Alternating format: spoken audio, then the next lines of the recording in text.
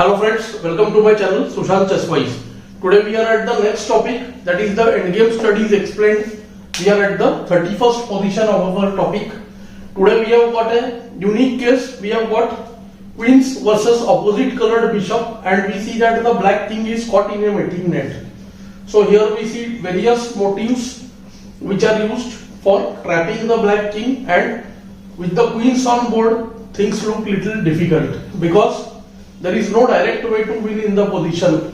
Like queen c8 check, we see that is just made by the move queen d8. When after queen h3 check, bishop h4, and the winning attempt qc3 fails immediately to queen f6 check, and the queens are traded. Although the piece is lost, white will only have king and bishop, which is insufficient to win against the king. So the point is, what should white do? Because if white is trying to play any waiting move, then queen b3 and queen h5 check, these two are quite troublesome. So in order to stop the checks from h5 and control the b3 square, white has got the move bishop e2, which looks like a decent attempt, because after queen into e2, the queen and bishop, they are not controlling the common squares now. There is no control on d8, and white can win by qh1 check over here, when after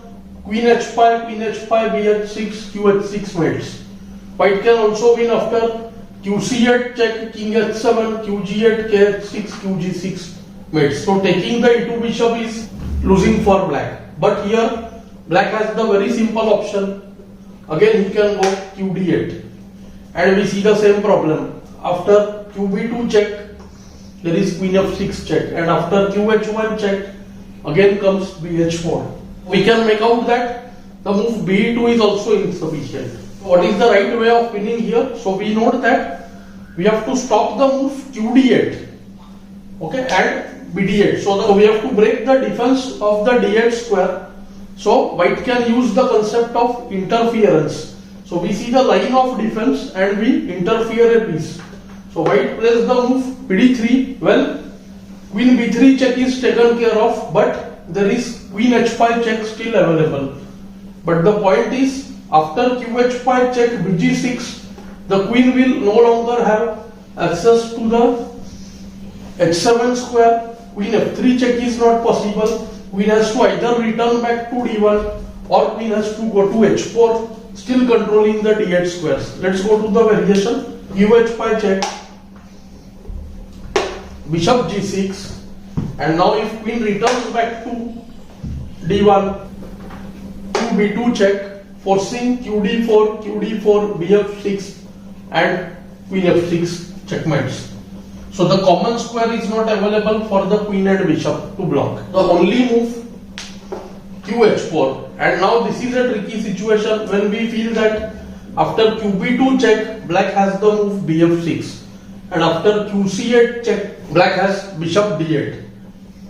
When the queen will start eyeing the f6, f2 and the c4 squares in order to give check.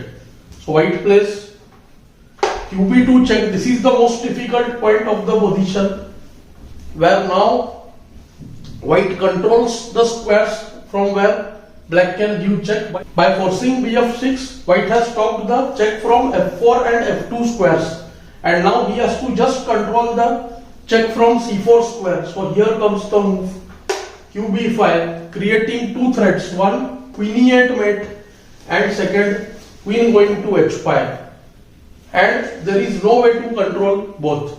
So now black is in a state of zugzwang and the position is lost. After queen e1 trying to control the e8 square, white just has qh5 checkmate, and after qh7 check, only logical or only available check, just bh7, when we see that queen e8 or queen h5 would make black soon. So in this position we use the concept of interference, we use the concept of zugzwang, and we saw how the opposite colored bishops can be used as a source of attack even with less pieces.